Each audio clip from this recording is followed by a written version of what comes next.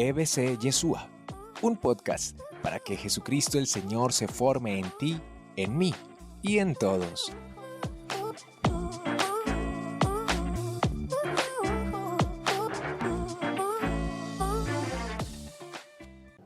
Mamás y papás, nunca dejen de orar por sus hijos. Que toda la oración que ustedes hacen por ellos viaja al corazón de Dios. Y así ustedes muchas veces experimenten angustia y desesperanza frente a ellos, sigan orando por ellos. No le bajen la guardia a la oración. Que la oración es como la palabra de Dios. Y la palabra de Dios es como el agua de la lluvia y la nieve que baja a la tierra, la empapa, la fecunda y no regresa al firmamento sin haber cumplido su cometido. La oración y la palabra. Y les decía ahorita con respecto al inicio del Evangelio, alimentémonos del Evangelio de Mateo, porque en las tentaciones Jesús le responde al tentador cuando éste le pidió que convirtiera las piedras en panes, y le respondió: no solo de pan vive el hombre, sino de toda palabra que sale de los labios, de la boca de Dios. Y en la Eucaristía siempre nos alimentamos, nos nutrimos espiritualmente de la palabra de Dios. Nunca se nos ocurrirá decir: hoy no vamos a leer la palabra de Dios, hoy vamos a leer un artículo de la revista X. Nunca, nunca, nunca. Siempre es la palabra de Dios. Y la palabra de Dios lo dice la profecía de Isaías: como bajan la lluvia y la nieve desde el cielo y no vuelven allá sin después de empapar la tierra, de fecundarla y hacerla germinar para que dé semilla al sembrador y pan al que come, así será mi palabra que sale de mi boca, no volverá a mí vacía. Entonces la palabra viene a nuestro corazón.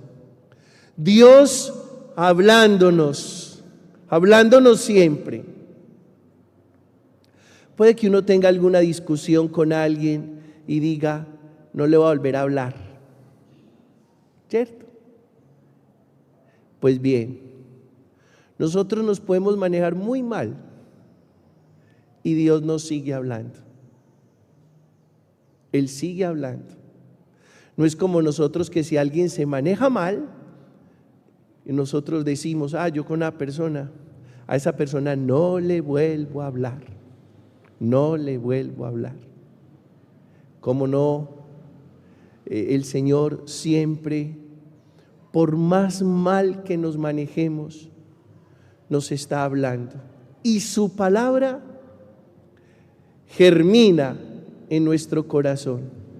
Jesús habla de los terrenos de la palabra de Dios: el terreno del borde del camino, el terreno pedregoso, el terreno de abrojos y el terreno fértil. Pero siempre el Señor está poniendo su palabra bendita en nuestros corazones. Y allí en nuestros corazones produce su efecto. Entonces la relación con Dios es una relación donde Él nos habla. Y luego, hermanos, en el Salmo 33, al final, no sé si recuerdan, dice: cuando uno grita, el Señor lo escucha. y lo libra de sus angustias. Entonces fíjense, Él nos habla, nosotros le gritamos. Y se convierte esa relación en una relación dialogal. Señor, tú me hablas, yo te escucho. Yo grito y tú me escuchas. Cuando uno grita, el Señor lo escucha y lo libra de sus angustias. Siempre Él nos está hablando y nosotros llamados a escucharle. Nosotros gritamos, Él nos escucha y nos libra de sus angustias. Y luego, hermanos, en el Evangelio de Mateo, en el capítulo 6, Jesús instruye a sus discípulos y les dice: cuando oren, digan. El Padre Nuestro, hermanos, es una oración, pero cada frase del Padre Nuestro es toda una lección de vida. Nosotros no sabemos el Padre Nuestro de memoria. Ese es el problema. ¿Y por qué ese es el problema? Porque entonces muchas veces lo repetimos mecánicamente. Es como cuando uno come muy rápido, que no se saborea la comida. Hoy, infortunadamente, no tenemos mucho tiempo y comemos con mucha velocidad. Y al comer con tanta velocidad, pasan muchas cosas. No hay buena digestión, no saboreamos los alimentos, no disfrutamos de la comida. Y lo mismo pasa con la oración. Cuando hacemos la oración con mucha agilidad, mucha rapidez, no digerimos lo que nuestros labios están pronunciando. No nos saboreamos ese diálogo con el Señor. No disfrutamos de ese encuentro con Él. Y decimos que ya rezamos, como decimos que ya comimos, pero no es simplemente comer, es disfrutar de los alimentos. Y no es simplemente rezar, es saborearnos cada palabra que le decimos a Dios. Y por eso, hermanos, hablando de la eficacia de la oración, Jesús alguna vez le dijo a sus oyentes, citando el Antiguo Testamento y la profecía de Isaías: este pueblo me honra con los labios, pero su corazón está lejos de mí. En consecuencia, hermanos, aprendamos en la medida de nuestras posibilidades a hacer este ejercicio. Cuando vamos a hablar con el Señor, conectamos la mente con los labios y el corazón con los labios, de tal manera que nuestra oración sea pensada y sentida. Eso hace la diferencia. Lo que le estoy diciendo al Señor, lo estoy pensando y lo estoy sintiendo. Y la oración se convierte en un spa espiritual. porque serena el alma, pacifica el alma, aclara, nos permite, hermanos, hacer conciencia de la presencia de Dios en nuestra vida. A muchos hermanos nuestros, sin el ánimo de juzgarlos, pero para ilustrar esto que estoy diciendo, a muchos hermanos nuestros les gusta una misa cortica. Y uno dice, a esos hermanos que les gusta una misa cortica, les gustará una película cortica, un partido de fútbol cortico, un concierto cortico. Yo creo que cuando sale el artista al concierto, todos nos emocionamos, todos estamos felices. Y cuando van a cerrar el concierto, todos comenzamos a decir, otra, otra, otra, ¿cierto? Ustedes nunca han dicho, otra, otra, ¿cierto? Entonces, a veces, muy animados y muy dispuestos para las cosas del mundo, y no tan dispuestos y tan animados para las cosas de Dios. Y fíjense en esto, todo lo del mundo pasa y solo Dios queda.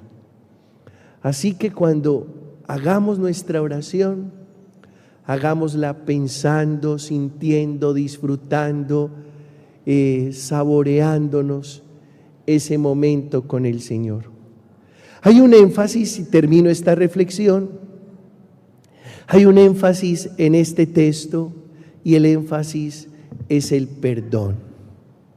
Jesús le enseña a orar a los discípulos y hay un énfasis en el perdón. Dice, perdona nuestras ofensas, como también nosotros perdonamos a los que nos ofenden.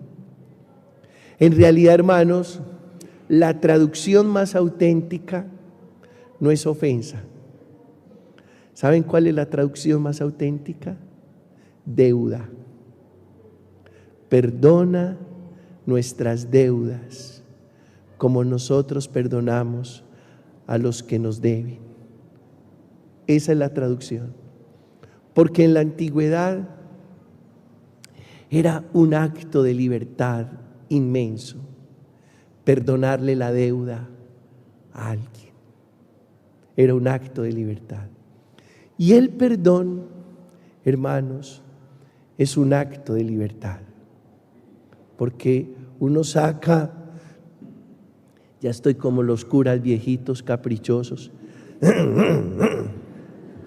Sí, uno se va volviendo así después de los 54.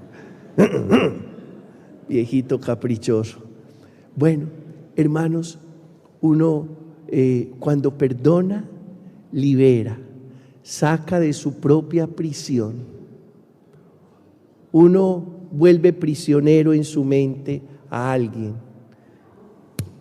y remacha y piensa, y qué rabia, y qué enojo, y por qué me hizo esto, y ahí está prisionero. Y cuando uno decide perdonar, abre la prisión y le dice a esa persona, váyase, que no lo voy a pensar más, que no lo voy a mencionar más, que no lo voy a juzgar más, váyase. Por eso perdonar es dejar marchar. Perdonar no significa que decido vivir con el que me hace daño. No. Usted puede perdonar a alguien y no está obligado a que esa persona se quede en su vida. Porque perdonar es soltar. Por eso, hermanos, hay parejas que se separan y nunca se perdonan. Porque él o ella siguen allá, remordiendo, rumiando, pensando, juzgando y hablando de esa persona. Si algún día ustedes se separan de alguien, perdónenlo.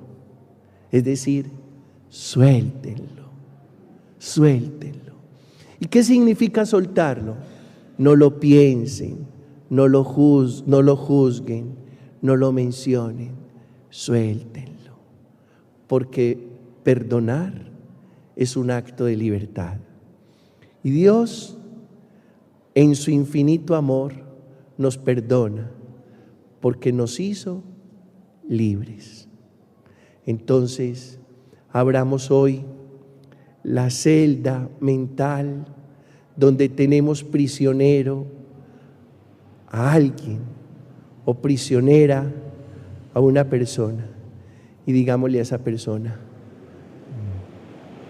váyase, váyase, lo dejo marchar. Les cuento una cosita adicional. En hebreo, perdonar es samat, samat. Y samat significa eso, soltar, darle la libertad a un esclavo, darle la libertad a un esclavo. Y puede que el esclavo no sea quien se marcha, puede que el esclavo sea uno, que se vuelve esclavo de los remordimientos, de los malos recuerdos y de los resentimientos. Hoy abrimos nuestra prisión mental para nosotros y para dejar marchar a quien hemos tenido ahí y por el que hemos estado sintiendo tanto malestar. Señor, dame la gracia de liberar esa persona que tengo prisionera en mi mente y dame la gracia de ser libre frente a esa persona. Dame la gracia del perdón. Amén.